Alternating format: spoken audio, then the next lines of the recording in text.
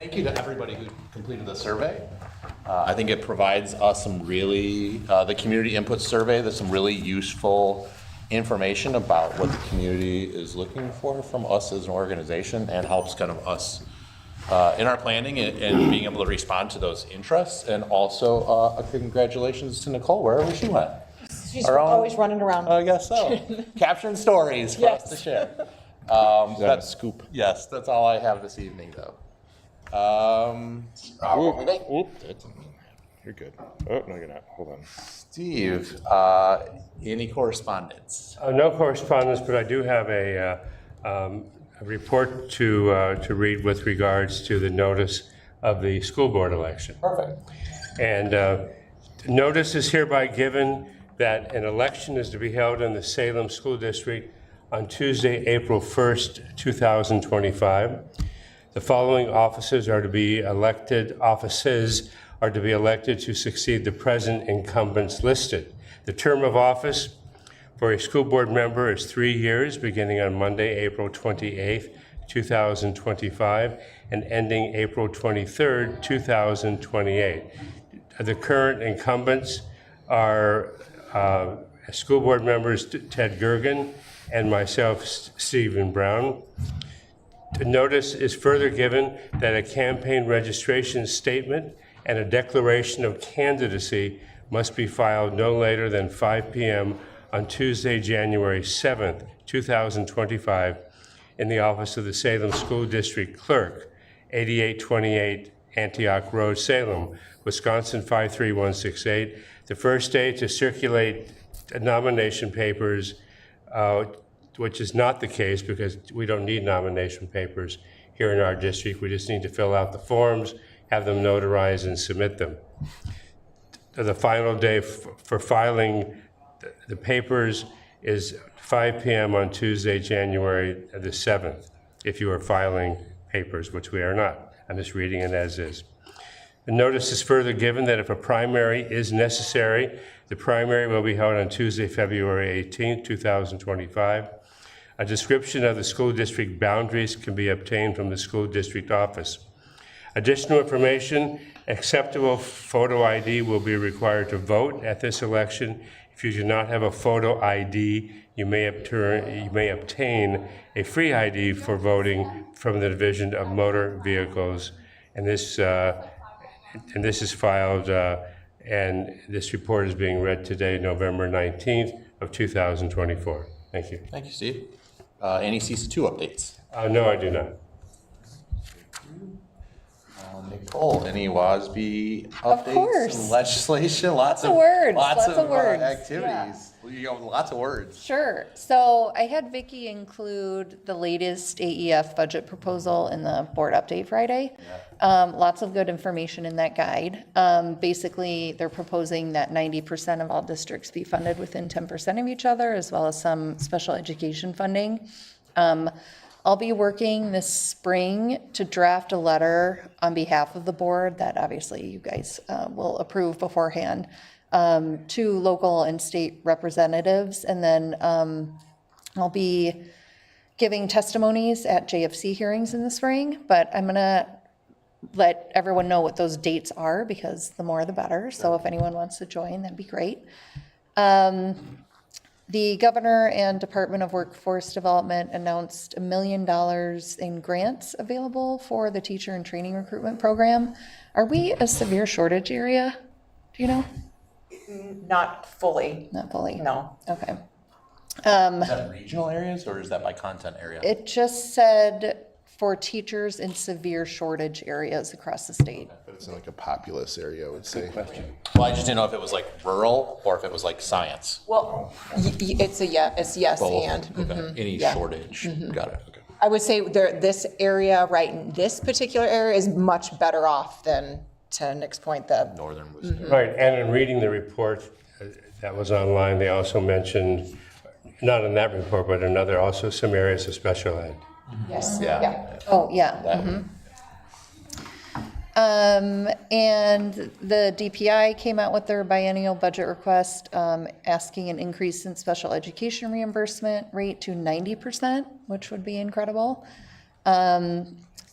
non-recurring referendums, this past election had a 69.5% passage. The Legislative Study Committee received recommendation to increase school-based mental services, which also would be highly beneficial. And then the DPI also announced a budget proposal of $42 million on top of the $50 million to support early literacy initiatives. And then they also had a proposal to create new supplemental nutrition aid of $294 million to offset costs to students and families for meals while received at school. So there's a lot. We'll see, what gets done. But I think if we as a board can advocate for the things that we believe in, we should do that this spring. I feel like there's definitely more public awareness of education funding, Yep. right? Yep. And in the AEF, I can forward those emails too, because he gives videos that you can share just with friends and colleagues or on social media. Does everybody get those emails from the AEF? I think we have. I do. And the mail literature too. Yeah. And then the WASB update, the State Education Convention is Wednesday, January 22nd. Is anyone going? There's a presentation, Salem's got a presentation. Yeah. That's great. Yeah. And if you do want to go, just let A, so I know if we need to do a quorum of the board, and then B, make sure you have registration and all that taken care of. So email me if you plan to go one or any of the nights. Great. That's it.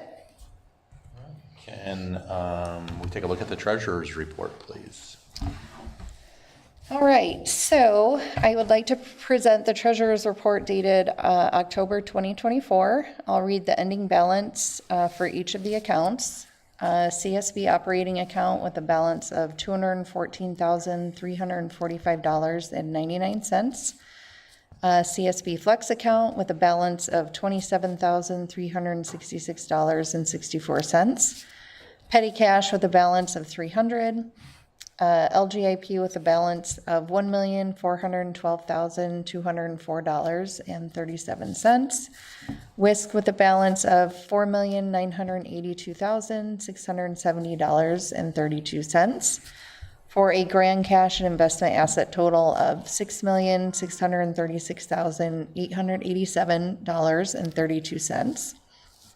And a fund 10 and 27 asset total of $1,604,554.87.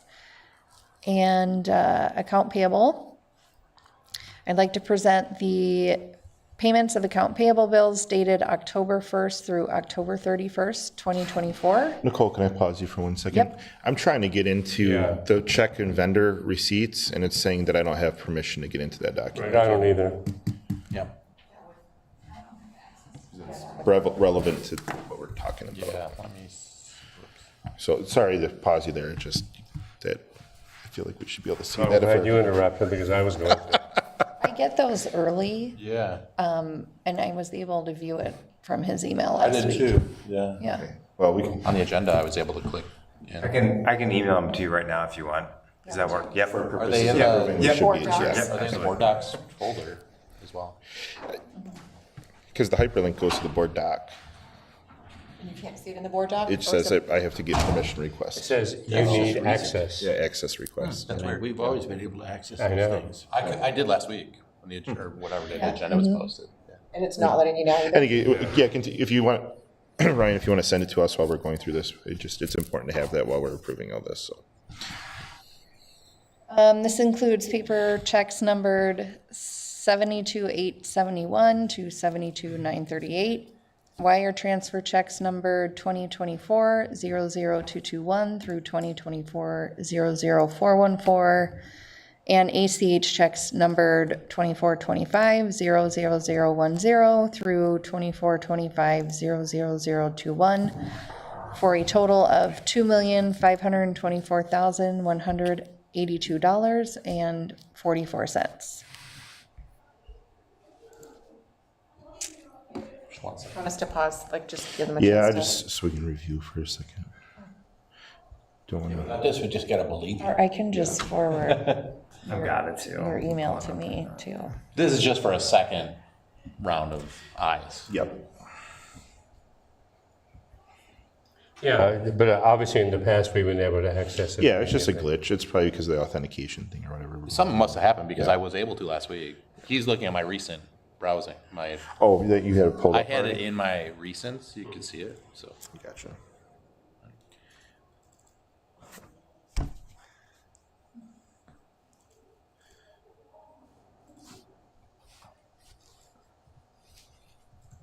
All right, just should be coming. It was just sent.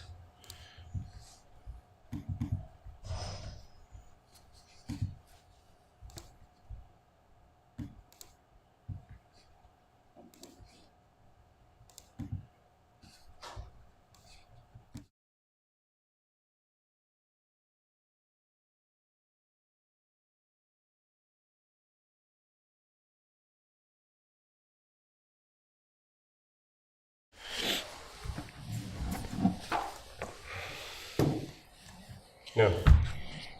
Anybody know the Jeopardy theme while we're waiting? That's okay. Let's see.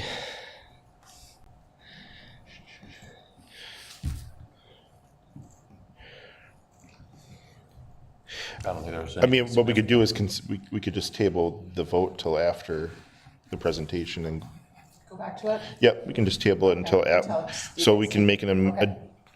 an amendment for finishing 7 after 8, so we'll make that, yeah, right? Because we can just put the vote in at the end of that. 'Cause are we done with all the presentables? Well, we have the minutes. Everybody Yeah. saw the minutes of the regular school board Yep. meeting from October 22nd. Yeah, so just don't, we won't make the motion yet. For the, Yeah, Okay. until we get, yep, that's fine. You want to pause the rest of this and just move to the presentation then? Yeah. I love that. I love welcome. that. Yeah, we'll just go back to the slide to make the I love motion. that so much. Good.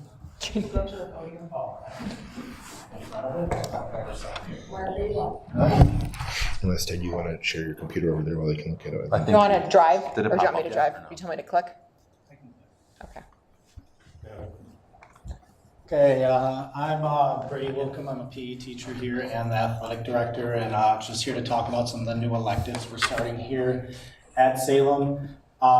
So far as me as a middle school teacher, as well as Mr. Beth, we're loving it this year compared to other years where last year, say for middle school, we'd see kids once per week usually, and then we'd move on and we're trying to go through curriculums. Where now we're changing things up for electives where we have team sports, individual sports, and weights and fitness.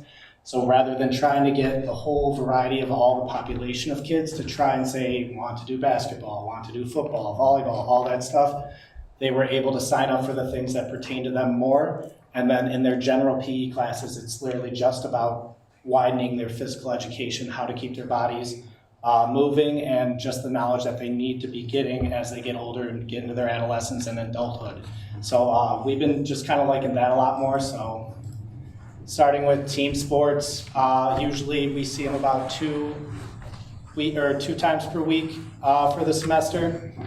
The purpose of the course is to develop the physical skills necessary to be competent in the many forms of movement regarding the sports, knowledge of the specific sports concepts such as offense, defense strategies, or tactics, as well as the appropriate social behaviors within the team and the group setting for those classes, as well as the integration of some of the fitness concepts through the content. And we usually try and focus a lot of those sports that we're doing relative to when our sporting seasons are going. Because like I said, this is one whole semester. So in the very beginning, we started with softball, kickball. They kind of go hand in hand. So those kids that are in softball currently, during that time, get a little extra practice during the season as well as during the school day and then after school. And then we got our basketball, which we're currently going into. After basketball, we'll be moving into volleyball. And in between those, I think right after softball, because I'm not teaching team sports right now, but Beth is, he did flag football in between basketball just because it's football season. So it's just kind of working out nice, as well as for me as setup for being an athletic director. You always have to set up the gym, so that's why I want to keep it there, and I'm waiting for volleyball season to actually be there because it does take a little bit more prepping, putting up those poles and nets, and we get to keep it up because electives are towards the end of the day. So in the very morning, it's my PE classes. So that's one of the things that we've really been liking for that, as well as the kids that are signing up for it want to get into actual gameplay compared to last year when we were doing it. Most kids didn't care to even try and get in games. They didn't like the sport, and then basically motivation to try and do anything active goes down. So it's been working out pretty well so far. For individual and lifetime sports activities, this is more trying to appeal to the people that don't like competitive games, but try and get more of the understanding of some of those things that they can do or more long-term, as well as understanding some of the activities that they could be doing, such as like aerobic walking. We've done yoga, we've done HIIT type training, but we're also thinking things like badminton, pickleball, bowling, and some of those backyard sports. Like we teach bags, we teach spike ball, we teach cross nets. Gaga ball is another big one now that we got the Gaga pits out there, just to kind of show them that. But this is more trying to stay away from the competitive sports and just showing them things that they could be doing, not necessarily needing an entire team or actually an organized thing to be doing. They can just do it with anybody as long as they have some of the equipment. So basically with that, it's designed to introduce and provide the opportunities that students develop the basic and intermediate skills for the variety of activities. Then moving into weights and fitness. This is just kind of getting them ready for high school. Obviously, we're not trying to get them to be lifting a bunch of heavy weight, but just understanding the safety, the spotting, the types of lifts, and the muscles actually being targeted for each lift, because it's not just push-ups, it's not just sit-ups. There's other ways to focus on this, because all kids just hate doing push-ups and sit-ups nowadays. You have to find something different that's new to them that they're going to be enjoying. So usually we focus a lot on those, on just parallel squats. Deadlift, we don't do straight bar. We have a hex bar. It's a little simpler for them, kind of saves a lot of their backs more. As well as a lot of the auxiliaries. In our weight room, we have 4 treadmills, 3 stationary bikes, and dumbbell weights, 5 through 50s. Thinking about trying to get a little bit more, just because the dumbbells go a little quicker for a lot of the kids, because they'd rather use those. Bars kind of scare them, but now we're actually getting to basically 100% of our entire class can be lifting the bar for bench, squat, things like that, which the first time when we went in there after 2 weeks of all of our safety testing, most of them struggled with it, but now they're actually capable of getting to that 8 to 10 rep range of just the 45-pound bar. But basically a majority of the first month is just the weight room safety, understanding the importance of a warm-up and cool-down. And then just learning about the actual muscles. It's not just your chest muscles, it's not just our arms. There's actual different names and the actual movements that target those types of muscles. So a little bit more anatomy. I try and talk some anatomical positions with them as well, and seeing what they can actually try and remember by the time they get to high school. So here's a little bit more of our weight room. On the left is our dumbbells. Like I said, 5 through 50. I'm kind of planning on trying to get a little bit more than that. And then on the right is kind of where the weight room is placed right now, up in the mezz, just kind of tucked away right in the corner. That way we can still have our cheerleading mats laid out, or if we ever decide to do our badminton stuff up there, that or especially some of the younger kids don't have to go towards that area at all. Usually we cone it off as well. Here's another picture of the weight room, kind of with our rubber weights with hex bar deadlifts. And the racks that Central actually donated to us, as well as we do have some safety things for the bars for squatting, because a lot of the kids complain about how the bar hurts on their neck, so we try and give those cushions and then try and see if they can work their way out of it or just keep using it. On the right is our treadmills.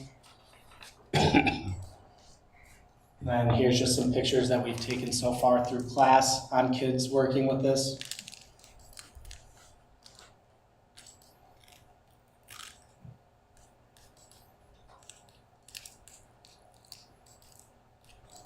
And that's about it. So this is in the upper corner of the upper gym area? Yep, up in the mezz, kind of just to the far right, it's right next to the set of stairs. Have you seen like increased engagement because kids have that choice now? With some, with other ones, you're kind of hounding them, and right now I'm getting to the point where it's grading where I've given them so many workouts, told them their workouts targeting specifically for chest and triceps, then back and biceps, than legs and trying to target those other ones. And I'm trying to see what they're actually comprehending, and I'm handing them a workout log. It's like, okay, today's your chest day. Can you write me at least 3 different exercises, the sets that you did, the weight that you did for these, to kind of see what they're actually doing after first quarter, because all I have left with them is second quarter, seeing what they're actually capable of understanding and writing their own workouts, and then kind of seeing how that goes and how I'm going to move forward for the second semester on how that kind of went and if I need to change anything. Sure. But for the most part, the boys do a lot better than girls. They're a little timid more, especially with boys in the classroom. Like I think the first week I had like 2 girls quit because there were the only 2 girls in the classroom. It's like, well, what if so-and-so's not here? I don't want to be with all these boys. So you kind of run into those situations. But I had one class where there's like 6 girls, and they do pretty fine as long as you're on them on actually attempting some of these things. But in reality, some of the girls are stronger than the majority of the boys. In Yeah, they are. Yes. And it's very surprising. Work out one day with I them. praise them This more is because wild. all the time, all the boys there just want to be, oh, how much can I deadlift? How much can I bench? And they're doing 1 reps, and it's like, you're not getting a workout. You're just hurting yourself, and you guys shouldn't be doing that. Like even with our max outs right now, what I do considering our max outs is I make them do 5 sets of 3 on a specific exercise, and then they're supposed to write down and tell me what their actual heaviest set that they did during those 3. Because if you're ever doing 1 rep, you're not getting any stronger. Most likely you could be damaging a lot of their growth plates. So I try and tell them to avoid that all the time, and then just feel what they feel comfortable with for 1 set of 3. Can you go higher? Can you go higher? And then just tell me what you did for the highest. So that's kind of how it's been going with them, but the boys, they mostly just want to focus on upper body. They're all scared of the lower body. Girls only want the lower body, so. This is wild. I'm gonna go. I'm gonna gotta show 'em how to do I'm it. gonna, yes. You're gonna This have is to go gonna- show them. I am. Best instructor for the day. Yeah. It's fun. We'll I like get the when girl other enrollment teachers on. come in there, Yes. because honestly, just trying to watch it, a lot of them are like, oh, can you spot me? Can you spot me? And it's like always asking the teachers, like, no, I want you guys to start feeling comfortable doing this with other people, Yeah. understanding how to spot once it starts getting heavier weight, to actually know that you guys should all feel safe in here. It shouldn't just be me having to watch you the whole time. Right. That's awesome. Love it. Nice. Thank you so much. And Pretty cool. genius to set it up, but then you can play sports right afterwards. Yeah. Yeah. That's smart thinking. Okay. Thank you. Cool. We need to go backward. Okay, did everybody have an opportunity to get it and Yes. take a just quick scan?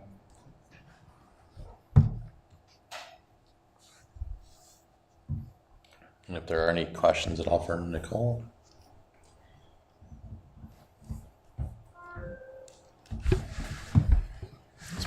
Stomach. I just need to edge. Your stomach? The motion one. This one. Yep.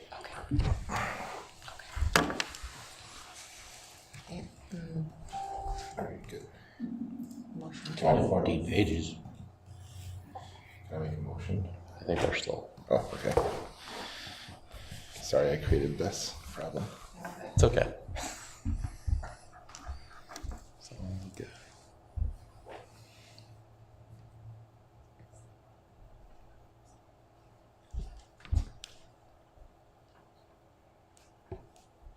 Good. Yeah. Jack? I move to approve the consent agenda items A through D as presented. So moved. Second. All those in favor? Aye. Those opposed? Motion carries. We have no public comments this evening.